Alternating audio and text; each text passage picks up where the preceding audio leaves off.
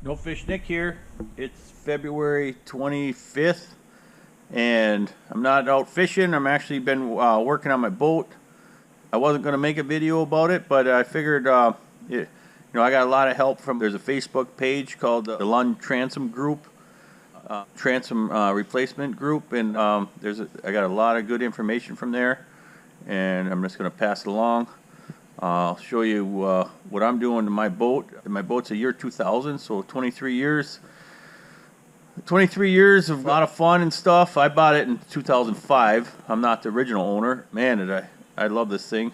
And I've got a ton of fish on it, and I use it from this time of year in March all the way, and I usually put it away in December or November or December. I get a heck of a lot of use out of it.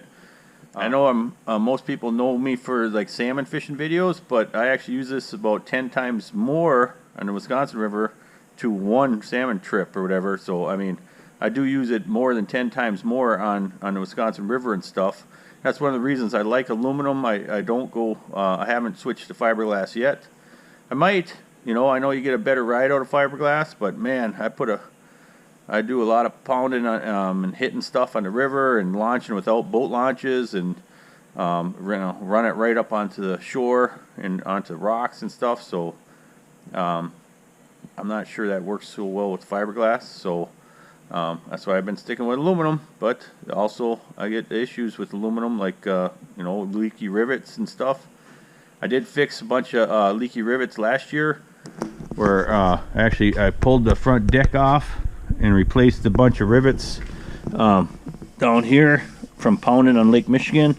This area definitely got loose rivets, and I replaced all those, and where I had like I said, I had to pull the front deck off, and it wasn't an easy job, but I did it. I got my brother-in-law helped me, and we used his shop here. So I got to give a big shout out and thanks to my brother-in-law Roy, because without his help and without the use of the shop, I'm not sure. I probably would have sold my boat for a huge loss, and and wouldn't have fixed it up. So, but anyway, I'm fixing her up right now. Now it's the new transom. I ordered a new composite transom from Lund. What happened was this transom still was strong. It's not broke or anything, but it was getting wet and corroding, and it was actually starting to corrode my aluminum because it's a treated wood, and the treatment in the wood was corroding.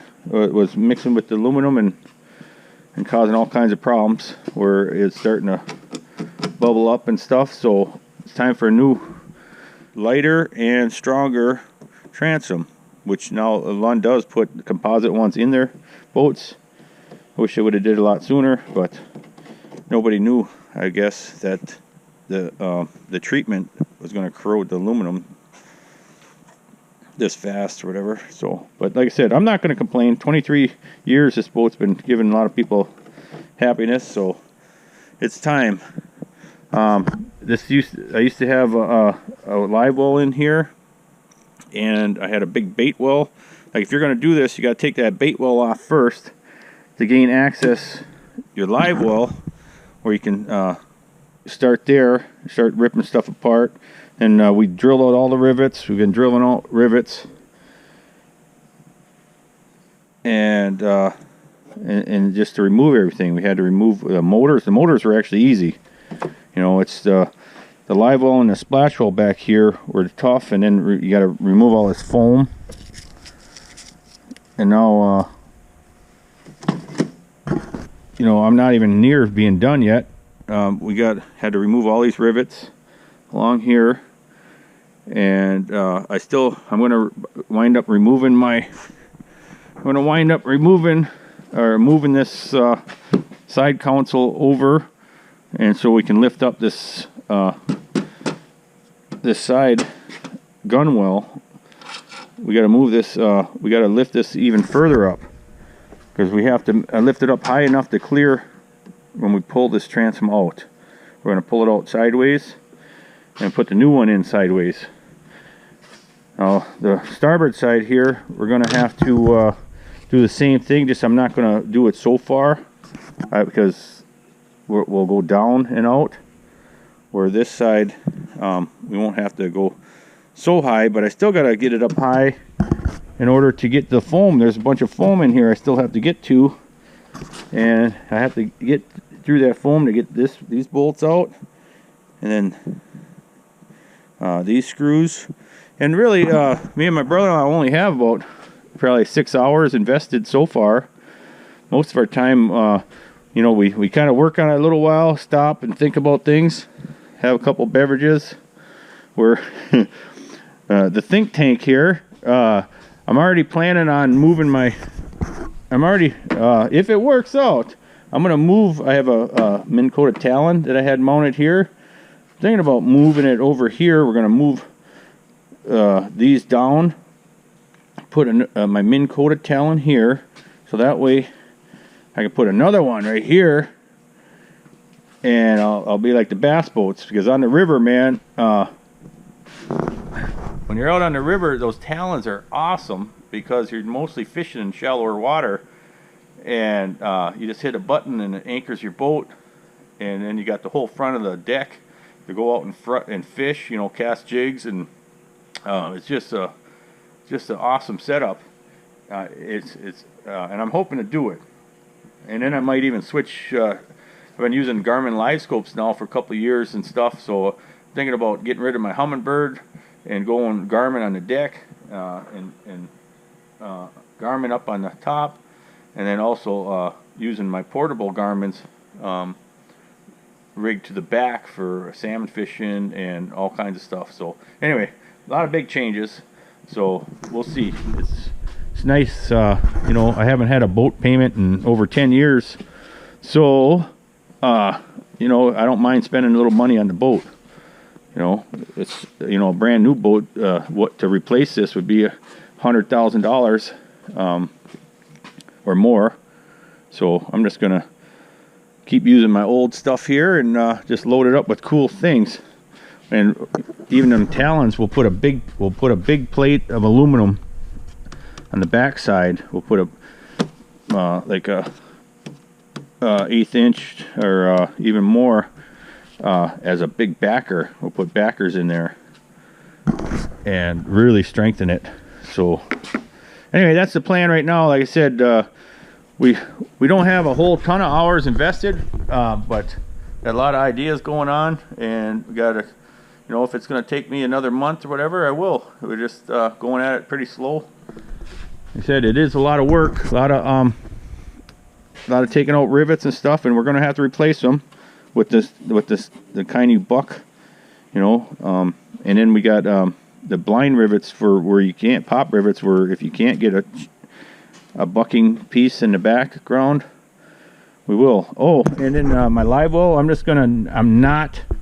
my live well is gonna wind up being storage. I'm gonna plug off everything for the back live well and just utilize my front. There's a front live well up there, and I'll instead of having T's down here, I'm gonna switch them to just 90s and shut all plumbing off to back here. I will keep a drain for the bottom if I want to use it as a cooler, but that's gonna all get changed. So anyway, that's the update of my boat. I would not recommend someone trying this unless you have a stock shop with a lot of tools. I mean, we're just utilizing all kinds of like gasket scrapers. This tool came in handy multiple times, you know, stuff like that. And like I said, if you're not real handy, I would not recommend doing this. But if you are handier and you have like the winter to work on it, a nice shop or garage, then give her heck, you know, it just takes time. And like I said, there is help out there. If you go on the Lund Transom group on Facebook, you can get a lot of answers. That's where I do a lot, use the search, you know. If like even to build my engine stand, I just use the search bar. I hit outboard engine stand and hit a search. I read what the guys were doing. One guy posted a video, like a link to a video where, and sure enough, I just copied, or I went on YouTube and watched the video and copied their engine stand. Now I got a nice engine stand here, and Roy's going to be doing his boat next. So we're going to do multiple boats with this stuff. My boat's the guinea pig, the first one, but that's all right, because then Roy will do his boat either probably next winter, and who knows, maybe we'll do more. But other than that, that's where we're at right now. Still have a long way to go. I'll do an update later on. One of the tips I'm going to give you too, especially when we got on the inside here, some of the factory screws were stripped. Like when they installed them, they stripped out the head, and we couldn't unscrew them. And so, let's see, I have some over here. Some of these were stripped out so bad that we actually had to take a cutting wheel like this, and we notched it so we can use a flat tip screwdriver. So that's my tip. Keep one of these cutting wheels available, and we had multiple. Like this small air one was small enough to get in to where we had to, and cut a notch where we could get a big screwdriver in there to undo it. Faster car for getting your screws and bolts, and I do too, man. Really nice stuff.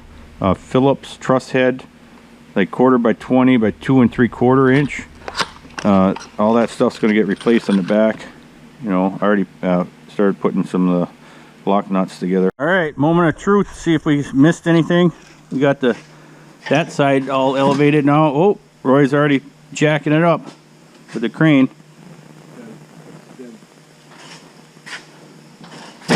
Oh, all right. Go for round 2. Let's see what happens. Okay, yeah, I can't come out this side, but anyway, we did use some S hooks, a piece of chain, and a crane. So far so good. It's coming out, but now we got to pull this side out because we're gonna pull it that way, and because this side can go up higher than the other side. All right, she definitely looks pretty gnarly. Had to beat on that side with the hammer. I kept pressure on this side, and then with a little help from my buddies there, we were able to get this off. There's chunks of foam. Yeah, she was pretty roached, so it was time. Okay, here's an update. Like this plate was behind the motor here. I actually got a new one made. I got a lot of friends in the metal industry. I used to be in the metal industry for like 20 years, so now I'm in the potato industry, so I switched from metal to potatoes. But anyway, it's good to have friends, because I got this nice plate made. It's going to replace that plate. The biggest concern I'm having is the corrosion, and that's where most of my time is being taken place, is working these corrosion pits and trying to get all the corrosion out I can. See, here's some that still has the white in there, so I'm trying to get all the white out by using like I'm using stainless steel brushes and working it, and even the real bad stuff, we're kind of going in with the bit and ripping it, and we get these big pockets of corrosion, because I'm not replacing this skin. This is staying on the boat, but I want to get all that corrosion out, because then I'm going to fill it. Well, first I'm going to probably wash it with an acid solution like vinegar and water. Once I get the corrosion out, I'm going to wash it. But then I picked up some of this G-Flex. You know, there's a lot of opinions out there. I've been looking online, researching, and right now the majority of the guys are using this G-Flex to use it like a Bondo material to fill in those corrosion pockets. So right now that's what I'm probably going to do. I still got a long way to go on fixing that. Here's all my collection of stuff. I got 2-pound density foam. That's going to go back in there. I use McMaster car to get the screws. I got 3M adhesive here, sealant, 5200. Got a couple bottles of that. My corners, like here's my original corner. I have cracked ones, like this one's cracked. Well, I had some new ones 3D printed. They look really nice. I got that from Kobe Manufacturing. Took a little while. He's probably backed up, whatever. You know, they're probably made to order. So it did take a couple weeks to get them, but I did get them from Kobe Manufacturing, and they look really nice. So nice replacement. You get 50 bucks. You get 2 of them. I'm probably going to need 2 more. Well, not all mine were cracked. Just the outers were cracked. So so I'll use those on the outer. The only problem is these things are nice and shiny. And I did get the flexible ones. They flex. My originals are right here. Like this one's cracked. They're not going to match. So I might have to buy another set for the inside. Like these will go on the outside. I probably have to buy another set for the inside because they're not going to match as far as color wise.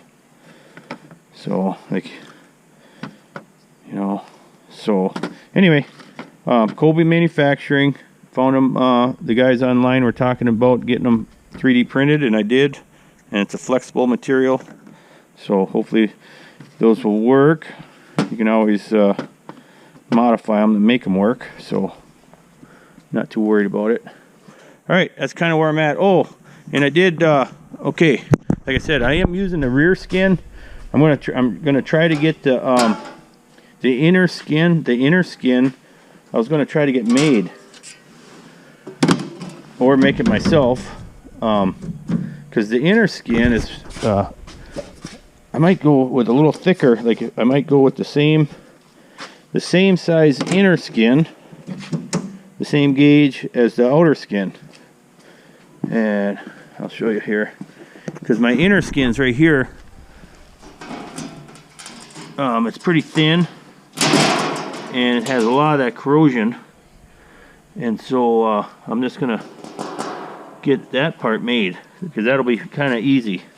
So I'm working with some of my buddies to see if we can get one laser cut.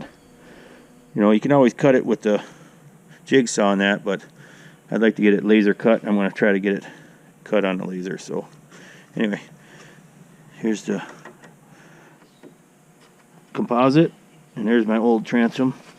So all right, oh, and there's one other thing. This thing, okay, put together a little tool, and it wasn't my idea. I saw it, the guys on the Lund Transom forum talked about, okay, all these holes were sunk in, and so what I did is we just made this little tool, and like you got a sunk in, you just put that in there, put that on. It has to be a high grade, this is a fine thread, high grade bolt and nut, and you crank it down.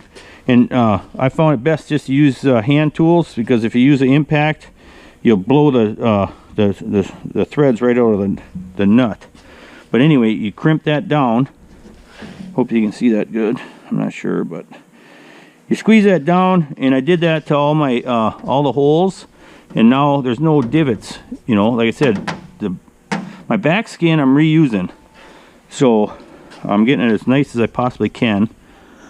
We're gonna fill in any corrosion spots, like I said, with like a Bondo material, that G-Flex material, and then so I'm getting all the holes nice, and I'm gonna be moving my talons out, so I'm probably gonna have to move my nameplate. I'll drill these out, move my serial number down. I'm gonna flip this around and go like that. I'm going to put a heavy duty aluminum backer on these, and I'm going to put a Minn Kota talon as my plan. Put my 15-foot talon right here.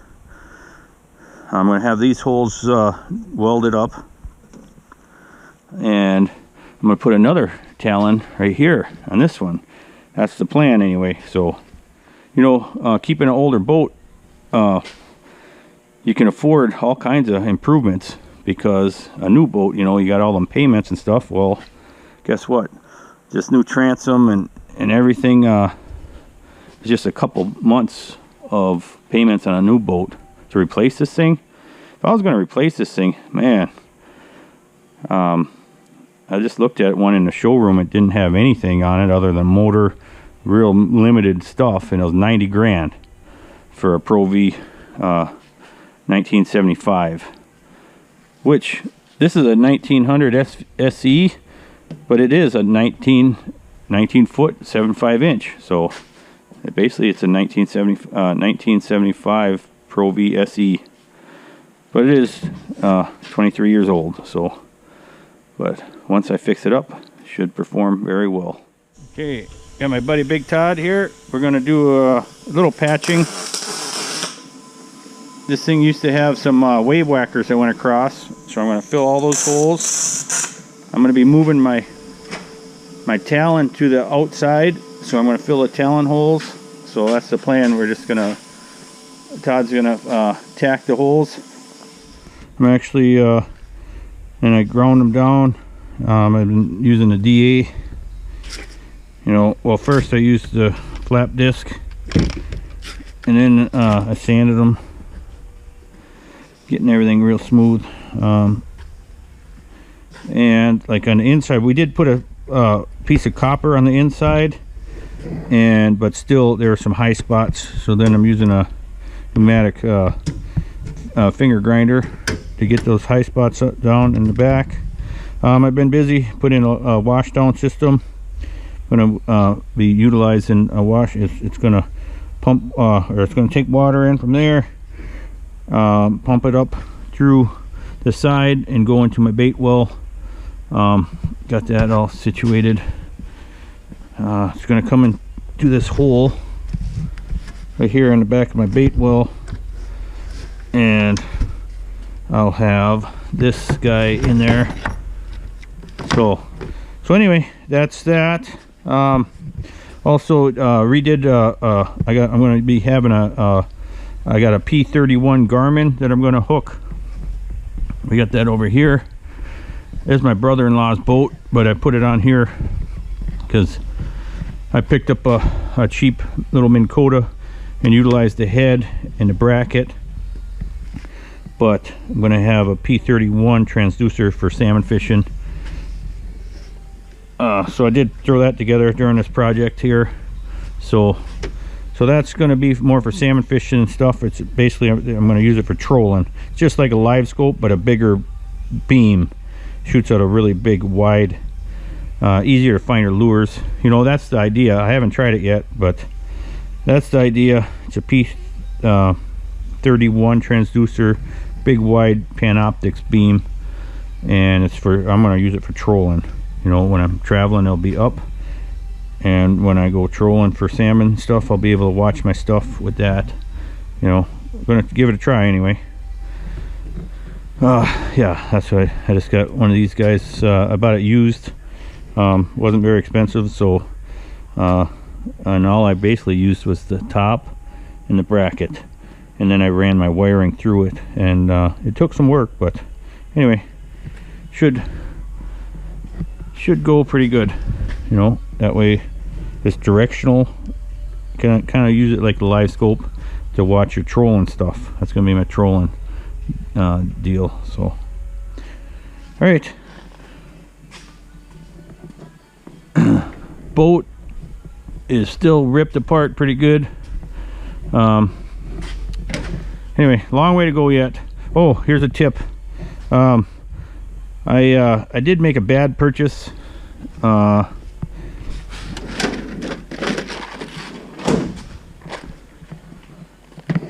Okay, I did make a bad purchase. These little these butt connectors that you know, they're not very tough, and I wound up redoing all my connections that I made with these with regular crimped connectors. And then I solder them too, just with the solder. Here's a handy little gizmo. My neighbor Bob, he me and my brother-in-law use this little soldering. You know, when you're doing this stuff by yourself, that's pretty handy, where you take your connectors and set it across here. You know, you can set it down right in your work area. You can heat it up, you get your solder going, boom, put on your shrink tubing, well, slide it over, boom. Anyway, gives you an extra set of fingers. Pretty neat little gizmo. Sure helped me a lot for soldering. Thanks, Bob. Okay, the most time-consuming thing has been cleaning corrosion. Like even on the cap here, I had a lot of corrosion, so I filled the corrosion pocket, or I cleaned it up with wire brushes and grinders and stuff, and then got all the corrosion out of there. But then I wound up doing Bond on this, and I got also a self-etching primer on there. So where it's really pitted, that's Bond in the real pitted areas, and then a self-etching primer. Now for my rear, my transom, I was using this stuff, G-Flex. I was just making a pile of it at a time. I'd take one spoon of one and another spoon of another, and I'd go back and just smear it on with the putty knife. It's not the prettiest job, but I had a lot of corrosion and stuff, so you know, we spent about a time digging out all the corrosion with grinders and everything, and then I just put a layer of that G-Flex across everything. I just put it across everything. So it's not the prettiest job, but